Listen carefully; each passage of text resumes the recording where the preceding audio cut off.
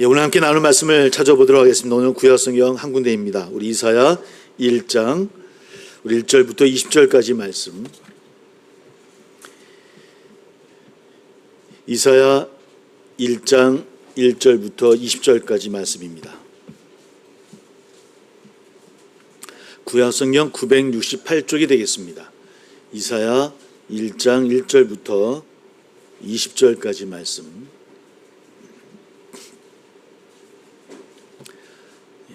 이사야 1장 1절부터 20절 우리 같이 함께 봉독합니다. 같이 시작. 유다와 우시아와 요담과 아하스와 히스기야 시대에 아모스의 아들 이사야가 유다와 예루살렘에 관하여 본 계시라. 하늘이여 들으라. 땅이여 귀를 기울이라. 여호와께서 말씀하시기를 내가 자식을 양육하였거늘 그들이 나를 거역하였도다.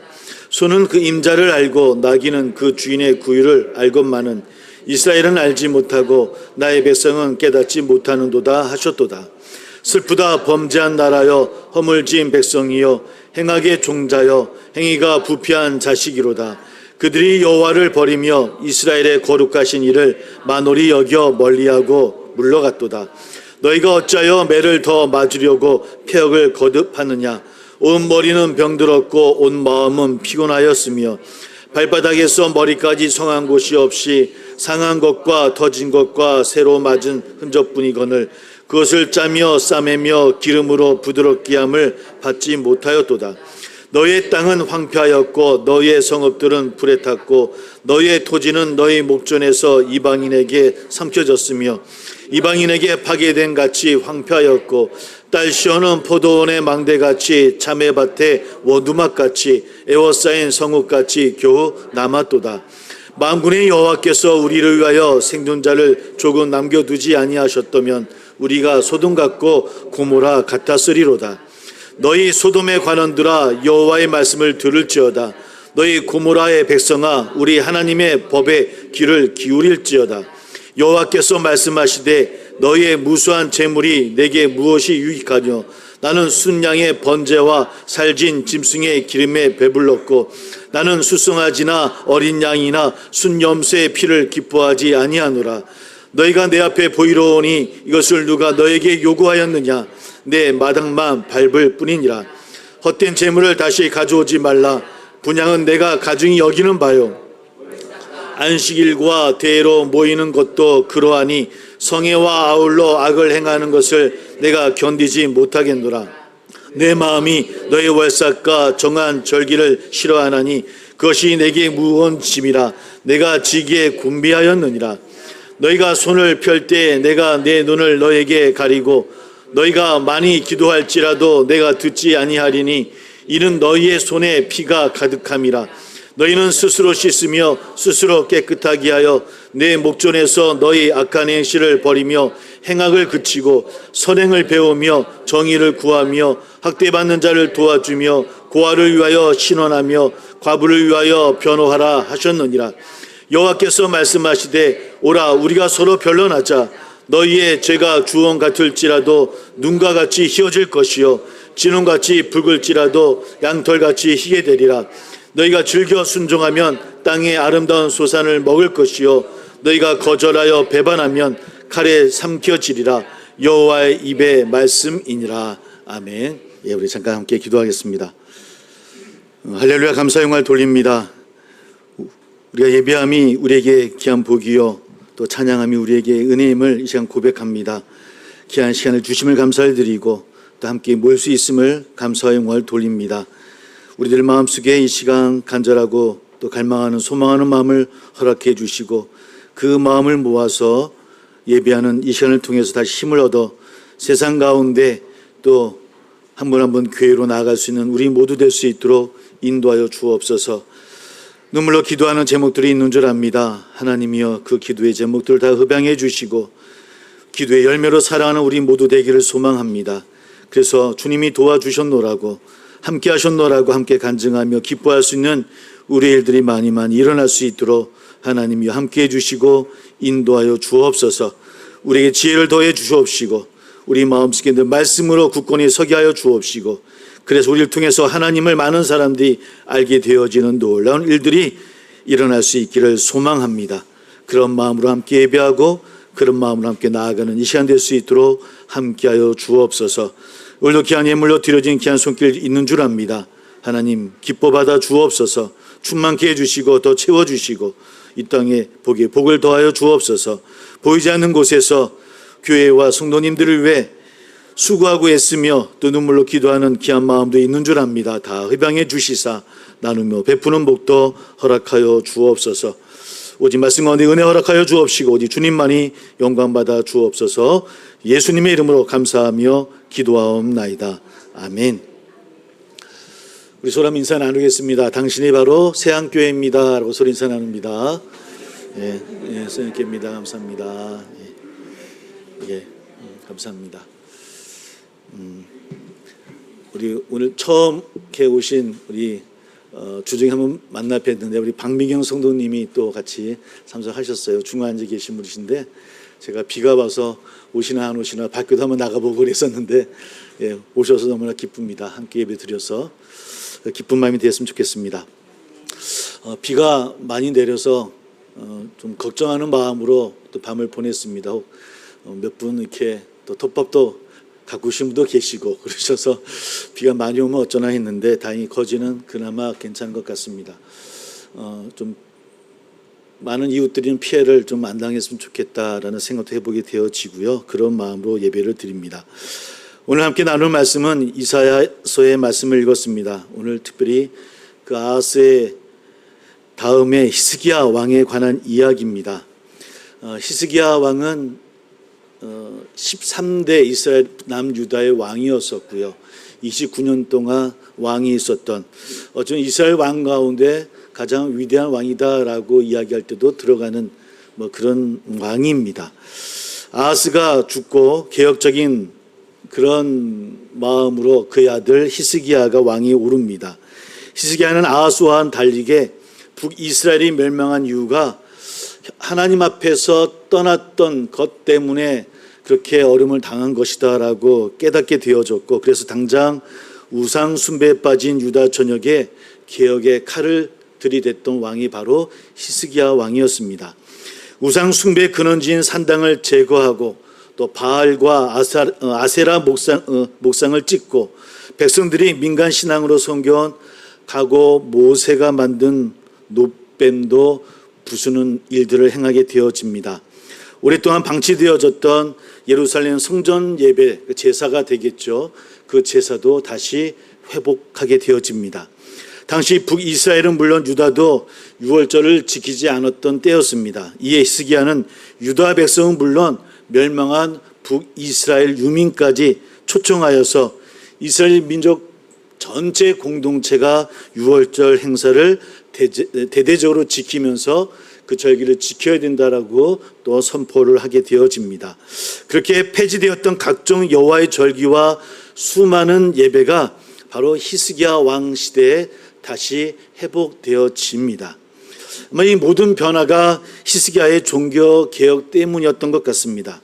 그는 아버지 아하스를 비롯한 선대 왕들이 무너뜨린 예루살렘 성전의 예배를 다시 세우고 백성들을 다시 하나님께로 향해야 된다라고 돌아와야 된다라고 호소를 합니다. 덕분에 유다 땅에는 그 어느 때보다도 풍성한 예배가 드려지게 되어집니다. 그런데 그 겉으로 보기에는 풍성한 예배가 이루어지고 우상 숭배가 사라지고 절기를 지켜나가며 하나님 앞에 바로 서가는 그런 나라처럼 보이긴 했지만 그러나 거기에 중요한 문제가 있었던 것 같습니다. 하나님을 떠났던 백성들이 하나님께 돌아온 것은 물론 겉으로 보아서는 맞았지만 그러나 대부분은 외형뿐이었다고 하는 겁니다. 마음까지는 아직 아니었습니다. 그래서 화려한 예배 형식과 또 세련된 예배 절차에 재물까지 넘치기도 했던 그런 시대였지만 뜨거운 찬양과 수많은 기도가 이어졌음에도 하나님께서는 그들을 향해서 이렇게 이야기를 합니다. 그것이 바로 11절의 말씀입니다. 우리 함께 읽었으면 좋겠습니다. 11절의 말씀 함께 읽어봅니다. 시작. 여호와께서 말씀하시되 너의 무수한 재물이 내게 무엇이 유익하뇨? 나는 순양의 번제와 살진 짐승의 기름에 배불렀고 나는 수송아지나 어린 양이나 순 염소의 피를 기뻐하지 아니하노라. 또 15절에 너희가 많이 기도할지라도 내가 듣지 아니하리니 이는 너의 손에 피가 가득함이라 라고 하나님께서 이스라엘 백성들을 향해서 말씀하십니다. 아마 손에 피가 가득하다는 것은 은유적인 표현일 것 같습니다. 그들의 삶이 폭력적이고 또 악행을 저질렀던 억압과 불의로 가득했다라는 의미가 아마 담겨있는 의미인 것 같습니다. 아마 이스라엘은 그런 모습이었고 그를 향해서 하나님은 이렇게 말씀하고 있더라는 겁니다. 아마 이런 관련된 성경의 가장 오래된 이야기가 창세기 4장의 가인과 아벨의 사건이 아닐까 한번 함께 묵상해 봅니다. 그들은 전쟁터에서 원수가 되어서 싸운 것도 아니었음을 잘 알고 있습니다. 우리가 잘못 싸움과 또 여러 가지 갈등 때문에 싸움이 일어난 것도 아니었습니다. 그들은 각자 자신의 일터에서 땀 흘려 일했고 또 일한 것으로 얻은 귀한 소산물을 하나님 앞에 가져와서 경건하게 예배 드렸던 것이 가인과 아벨의 예배였습니다. 그런데 예배가 끝나자마자 형 가인이 불말에 가득하여서 동생 아벨을 돌로 쳐 죽이게 되어지죠. 예배하는 가인의 손에 피가 가득했다라고 하는 겁니다. 예배를 함께 드렸지만 그러나 예배 후에 그들의 손에는 피가 가득했다라고 하는 겁니다. 남쪽 유다에서 하나님의 말씀을 외쳤던 이사야가 있습니다. 히스기야의 종교 개혁으로 예배와 기도가 가득했던 것과는 달리 여전히 아하스 때와 마찬가지로 유대 땅에는 하나님의 정의가 실현되어져 있지 않았다는 겁니다. 고아와 과부들이 외면당하고 학대받는 자들이 구제받지 못했던 그런 상황을 향해서 이사야 선지자는 외쳤던 겁니다. 당시 성전에 나와 무수한 예배를 드렸던 유대의 관원들과 백성들을 향해서 뭐라 이야기합니까? 오늘 말씀처럼 소돔의 관원이라고 고모라의 백성이라고 이야기를 합니다. 예배가 풍성한 만큼 역설적으로 불의가 풍성했음을 말씀을 통해서 우리가 알 수가 있다는 겁니다. 이는 하나님을 믿는다고 자부하던 유다 백성을 향한 외침이었습니다. 이방인들을 향한 외침이 아니었습니다. 하나님의 백성이었고 하나님께 예배한다고 하는 그 유대인들을 향하는 선지자의 외침이었다고 하는 겁니다. 어쩌면 당시에 이 남쪽 유다 백성들은 스스로 그렇게 생각하지 않았을까요? 우리들은 그래도 꽤나 하나님 앞에 잘 순종하고 또 그렇게 나아가고 있다라고, 우리는 하나님의 백성이라고, 선택된 백성이라고 아마 스스로들 그렇게 생각했을 것 같습니다. 그래서 성전으로 나아가서 제사를 드리고 성회로 모이고 절기로 지켰으며 두 손을 하늘 높이 들어 기도하는 모습으로 그들 스스로는 우리들은 하나님 앞에 올바른 예배를 드리고 있고 하나님께 선택받은 백성이라고 그렇게 자부하지 않았을까? 어쩌면 겉으로 보아서는 흠잡을 데 없는 신앙의 모습이 그 당시 남유다 백성들의 모습이었다라고 하는 겁니다. 그러함에도 불구하고 하나님은 오늘 13절에서 뭐라 이야기합니까? 그들의 예배가 가증하다라고 이야기를 하고 있습니다. 가증하다라는 의미는 토에바라는 히브리어입니다. 이 단어는 우상 숭배나 이방신에게 절할 때 사용하던 단어라고 이야기합니다. 당시 이스라엘이 온갖 정성을 다해서 그 드린 예배가 사실은 대상은 하나님이었지만 그러나 그 마음속, 그 삶 속에는 바로 이방신을 섬기는 우상 숭배와 다르지 않았다라고 하는 것이 하나님께서 그들을 바라보는 그런 시선이었다고 하는 겁니다. 겉모습은 경건했지만 그러나 삶은 하나님의 마음과 멀리 떨어져 있던 그들의 모습, 주님은 그를 향해서 또 그들을 향해서 선지자는 외치고 있습니다.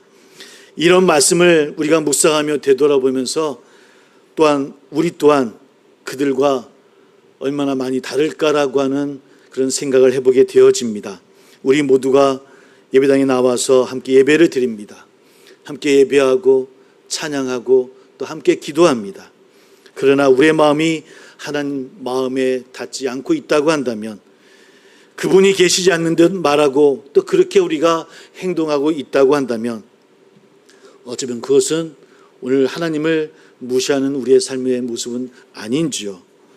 사랑하라 하셨는데 혹 우리가 미움으로 대하고 있다고 한다면, 낮아지라 하셨는데 우리는 늘 높아지려고 하는 마음이 우리 마음에 가득하다고 한다면, 자비를 베풀라 하셨는데 우리의 마음속에 갈등과 폭력이 가득하다고 한다면, 아니 늘 함께 하시는 하나님을 고백하고 있음에도 불구하고 늘 염려하고 두려워하고 또 세상을 부러워하며 그런 세상에 내몰려 살고 있다고 한다면, 그것 또한 하나님이 곁에 없다고 여기는 우리의 모습과 다른 것이 아닐지. 물론 모든 예배나 신앙행위가 무의미하다는 말씀은 분명히 아닙니다. 하나님은 그런 마음을 품은 이들의 드리는 순양의 제사도 분향도 받지 않으시겠다라고, 심지어 그들이 모이는 예배 자체를 인정하지 않으시겠다는 그 말씀을 묵상하며 함께 나누고 있다는 겁니다. 그래서 하나님 오늘 우리에게 이렇게 말씀하고 있는 것 같습니다. 16절에 17절 말씀을 간단히 이야기하면, 너희는 씻어라 이야기합니다. 스스로 정결하라라고 말씀하고 있습니다. 악한 일을 버리고 옳은 일을 배워야 된다라고 말씀합니다. 억눌린 사람을 도와주며 살아야 된다라고 우리에게 말씀하고 있다라고 하는 겁니다. 사랑하는 우리 사랑하는 성도 여러분, 믿음이라고 하는 것이 그렇게 거창한 것이 아니라는 겁니다. 눈에 보이는 거룩한 종교 행위가 믿음의 증거가 아니라는 겁니다. 사람들은 그런 것에 혹하고 그것이 믿음의 열매인 양 착각하고 그런 겉으로 화려한 것에 잘하고 있다라고 바라보고 우리가 평가하지만, 그러나 주님의 기준은 전혀 다르다라는 겁니다. 주님이 바라보시는 것은 더 많은 제사와 더 뜨거운 기도, 물론 그것도 중요하지만 그것이 다가 아니라는 겁니다. 하나님이 찾으시는 것은 우리가 모두가 함께 하나님의 백성으로 하나님의 형상을 가진 존재로 서로 사랑하며 서로 도움을 주는 그런 삶을 누릴 수 있는 삶. 믿음은 결국 그렇게 언제나 사랑의 열매로 드러난다라고 하는 것을 늘 잊지 않기를 우리에게 말씀하고 있는 것은 아닌지요. 그래서 오늘 우리에게 말씀하고 있습니다. 우리 예배가 정말 하나님 마음에 닿아 있는지, 우리가 정말 사랑하는 마음으로 이 시간 함께하고 있는지 우리에게 묻고 있는 것은 아닌지요. 우린 자주 이런 생각을 합니다. 우리가 하나님을 위해서 무엇을 할 수 있을까? 내가 하나님의 영광을 위해서 어떤 삶을 살 수 있을까라고 우리는 늘 고민하고 아파하죠. 하지만 한번 잠깐 뒤로 물러서서 한번 생각해 보시기를 바랍니다. 우리가 아무리 어떤 것, 많은 큰 것을 한다 할지라도, 아무리 우리 생각에 훌륭한 일을 행한다고 할지라도 우리의 일 때문에 하나님께서 더 크신 분이 될 수 있을까요? 우리 일 때문에 더 영광의 하나님이 되시는 걸까요? 우리가 그렇게 안 한다 할지라도 하나님은 영광의 하나님이시고 하나님은 크신 하나님이시라는 겁니다. 근데 우리가 너무 거기에 매몰되어져서 숙제인 양 행하며 살아가고 있는 것이 저나 우리들의 모습이라고 하는 겁니다. 누가 그런 얘기를 합니다. 바다에 물 한 컵을 더 붓는다고 해서 바다가 더 채워지는가요? 아니라는 겁니다. 우리가 물 한 컵을 채워지지 않는다 하더라도 바다는 크고 넓듯이 하나님은 영광의 하나님이요, 하나님 넓으신 하나님이요 전능하신 하나님이심을 먼저 깨닫고 고백하기를 주의 이름으로 소망합니다. 우리의 제사와 헌신과 업적을 쌓아서 세상보다 더 큰 하나님께 영광을 드려야지, 나에게 그런 삶을 살아야지, 물론 중요하지만 그것이 우리의 숙제가 되어지고 우리의 삶의 목표가 되어져서는 안 된다는 겁니다. 하나님께서 우리의 믿음이라는 것을 그래서 어떨 때는 교만으로 볼 수 있다라고 하는 겁니다. 그 믿음이, 그렇게 행하는 것이 믿음이라고, 그렇게 해서 더 많이 쌓아야 된다라고, 나의 신앙의 공적을 더 쌓아야지만 하나님께서 인정받게 되어진다라는 그런 믿음을 혹 하나님께서는 혹 너의 마음이 더한 것 아니냐라고 이야기하실 수 있지 않을까. 하나님을 위해 살려는 어떤 사람들의 말과는 달리 우리는 말씀을 통해서, 우리의 고백을 통해서 하나님께서는 언제나 우리가 하나님을 위하는 것이 아니라 하나님이 우리를 위하여 그렇게 행하시기로 결정하신 것은 아닌지, 그런 하나님이시기에 그 하나님 우리를 너무 사랑하셔서 그 독생자까지 이 땅에 보내주신 것이 아닙니까? 왜? 그분이 우리를 왜 행하시겠다라고 결정하셨다는 거예요. 자기 아들을 내어주시기까지. 어쨌든 그런 하나님을 고백하고 그런 하나님의 사랑에 우리가 마음을 같이 하고 그분의 사랑에 익숙해진 사람이라고 한다면, 그러므로 우리는 언제나 하나님을 찾을 수밖에 없다라고 하는 겁니다. 우리 사랑하는 성도 여러분, 우리가 어렸을 때 힘들고 어려울 때 누구를 찾습니까?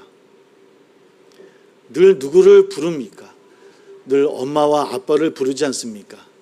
하율이가 우리 할머니 품에만 떠나면 늘 웃듯이. 우리가 왜 그럽니까?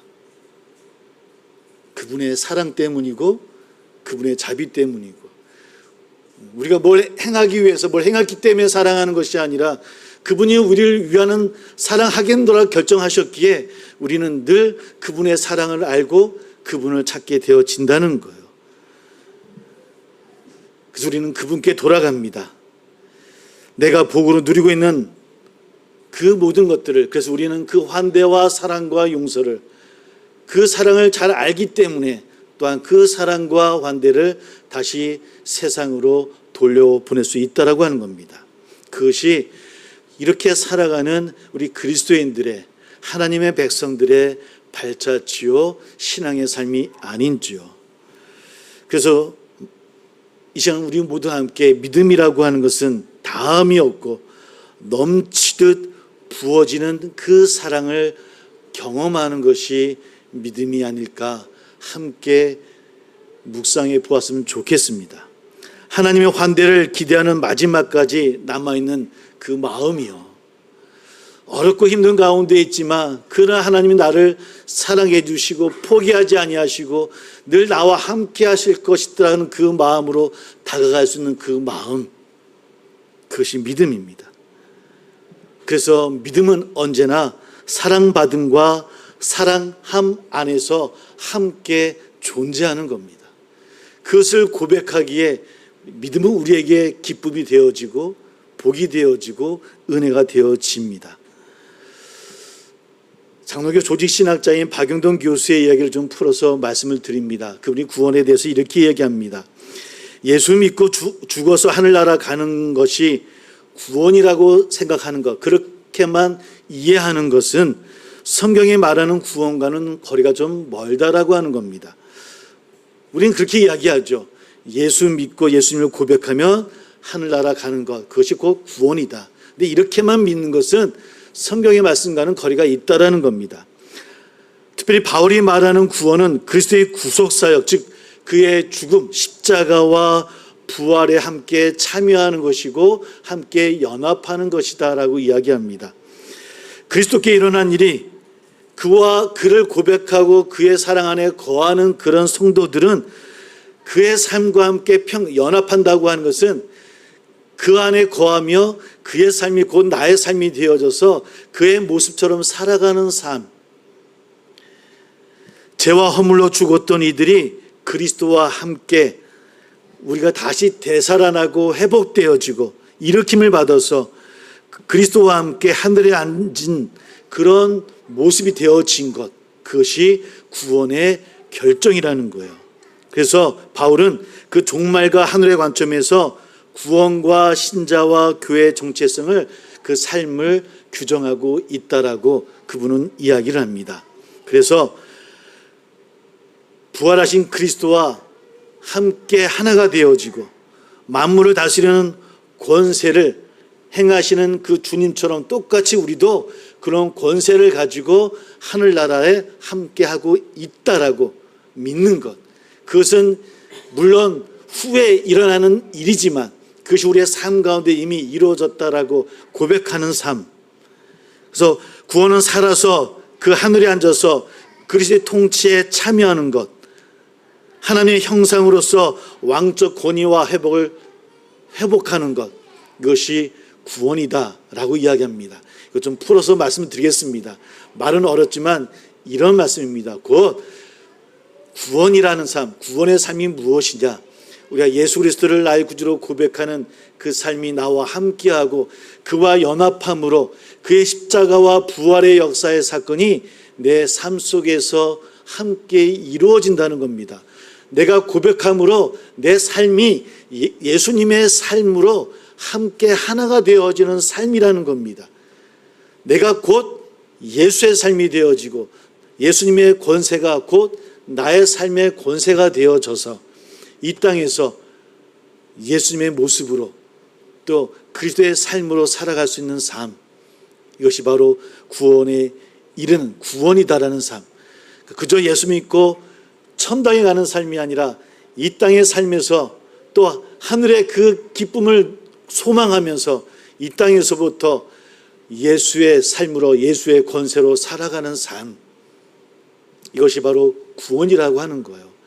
그러므로 겉으로 형식적으로 우리가 살아가는 그런 삶에 매일 것이 아니라 늘 하나님이 나와 함께한다라고 하는 것, 하나님이 곧 나의 삶 속에서 역사하신다라는 그런 믿음과 사랑을 늘 고백하며 살아가는 삶, 그런 기쁨의 삶을 살아갈 수 있다고 한다면 우리의 삶 속에서 아무리 작은 일이라 할지라도 또 작은 파도가 불어친다 할지라도 흔들리지 아니하고 예수님처럼 고난 가운데서도 우리에게 이루어질 영광을 바라보고 나아갈 수 있다라고 함께 격려하고 함께 나아갈 수 있다라고 하는 겁니다. 이런 구원의 그런 삶을 누리는 저와 우리 모두 되기를 주의 이름으로 소망합니다. 새하늘과 새 땅은 그 먼 훗날 우리에게 주어지는 우리의 구원의 열매지만, 그래서 이 땅에 살아가는 삶이 왜 우리에게는 이런 삶입니까? 라고 늘 아파하고 또 그 고난을 받아들이지 못하지만, 그러나 덤없는 하나님의 사랑을 우리가 고백한다고 한다면 이 땅의 어려움도 이 땅의 고난의 일들도 하나님께서 능히 우리를 통해 함께 하시고 이루실 것이다라는 그런 담대함으로 함께 나가는 믿음이 우리 안에 또 고백되어 줄 수 있음을 여러분 믿고 함께 확신하며 나가기를 주의 이름으로 소망합니다. 우리 그런 모습들이 우리 가운데도 일어나기를 소망합니다. 또 우리 한국교회 현실에도 함께 적용해 보았으면 좋겠습니다. 많은 교회, 많은 리더십들이 이렇게 얘기합니다. 한국교회가 다시 부흥하려면, 한국교회 성도들이 다시 부흥하려면 어떻게 해야 할까라고 함께 고민하고 기도하고 있습니다. 일부는 이렇게 이야기합니다. 한국교회가 다시 부흥하려면 예전처럼 그런 기도의 모습들이 회복되어져야 되고 금식과 철야 기도를 강화하고 주일 성수와 11조 생활을 철저히 해야 된다라고 이야기하는 분들도 있는 것 같습니다. 그러나 이사야 선지자는 오늘 분명히 이렇게 이야기하고 있습니다. 단지 예배의 수를 늘리는 것으로 하나님의 마음을 얻을 수는 없다는 것입니다. 기도의 볼륨을 키우는 것만으로 하나님의 길을 열 수가 없다라는 겁니다. 하나님은 예배의 양이나 화려함이 아니라 우리 삶 가운데 우리가 예수의 믿음을 가진 존재로서 정체성을 우리가 회복해서 우리 삶 가운데 하나님의 정의가 회복되어지고 긴 기도가 아니라 정말 한 사람을 사랑하고 한 사람을 함께하기를 소망하는 그런 고통받는 자들과 함께하고 풀어나갈 수 있는 그런 기도함이 바로 교회를 회복하고 우리의 성도들을 회복하는 길이 아닌가라고 이사야 선지자는 우리에게 말씀하고 있다라고 하는 겁니다. 사랑하는 성도 여러분, 그런 마음으로 함께 나가기를 소망합니다. 겉으로 보여주는 예배의 모습이 아니라 그런 숫자의 모습이 아니라 한 분 한 분이 정말 교회로서 세상 가운데 나아가는 우리 세상의 성도 여러분들이 다 되기를 소망합니다. 어디에 있든 하나님의 형상으로 여러분들 통해서 많은 분들이 하나님을 바라볼 수 있도록 어딜 가든지 예배로 또 교회로 세워지기를 주의 이름으로 소망합니다. 그래서 여러분들을 통해서 하나님이 예배를 받으시고 기뻐할 수 있는 우리 세안교회가 다 되어지기를 주의 이름으로 축복합니다. 함께 기도하겠습니다.